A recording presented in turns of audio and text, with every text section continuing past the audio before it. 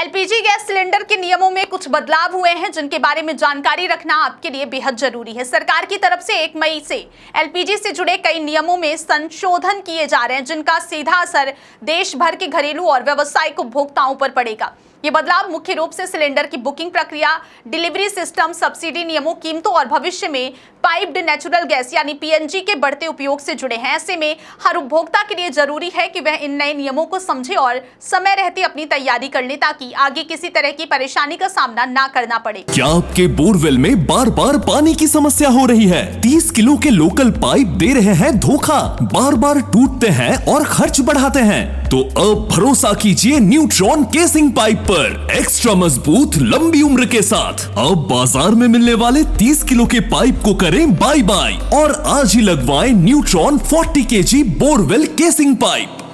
सबसे पहले हम बात करते हैं एलपीजी सिलेंडर की बुकिंग व्यवस्था में हुए बदलाव की।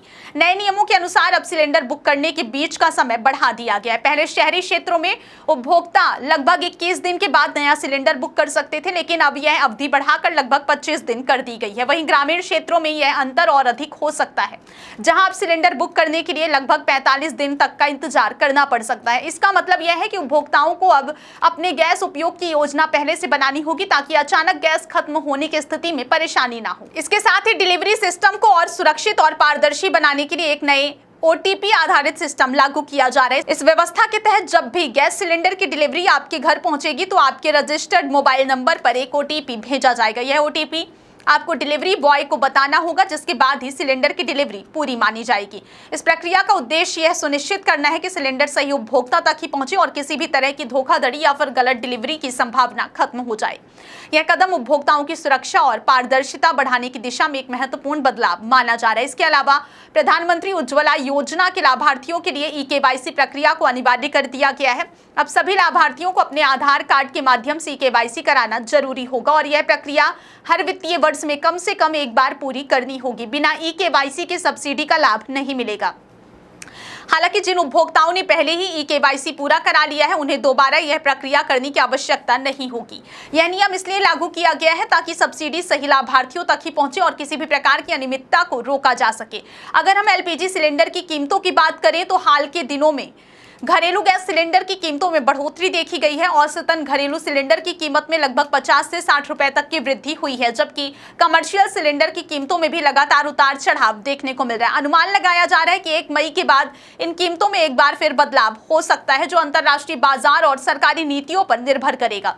ऐसे में उपभोक्ताओं के लिए यह जरूरी है कि वे गैस के उपयोग को अधिक समझदारी से करें। सरकार की एक और बड़ी योजना पाइप्ड नेचुरल गैस यानी पीएनजी को बढ़ावा देने की है। धीरे धीरे शहरी क्षेत्रों में पीएनजी नेटवर्क का विस्तार किया जा रहा है और जहां यह सुविधा उपलब्ध है वहां लोगों को पीएनजी कनेक्शन लेने के लिए प्रेरित किया जा सकता है। कुछ जगहों पर यह भी संभावना जताई जा रही है कि यदि उपभोक्ता निर्धारित समय में पीएनजी कनेक्शन नहीं लेते हैं और तो उनकी एलपीजी सप्लाई पर भी असर पड़ सकता है। इसका उद्देश्य ऊर्जा के अधिक सुरक्षित, सस्ते और पर्यावरण के अनुकूल विकल्प को बढ़ावा देना है। एलपीजी सिलेंडर बुक करने की प्रक्रिया में भी कई सुविधाएं उपलब्ध कराई गई हैं, जिससे उपभोक्ता आसानी से अपनी जरूरत के अनुसार बुकिंग कर सकते हैं।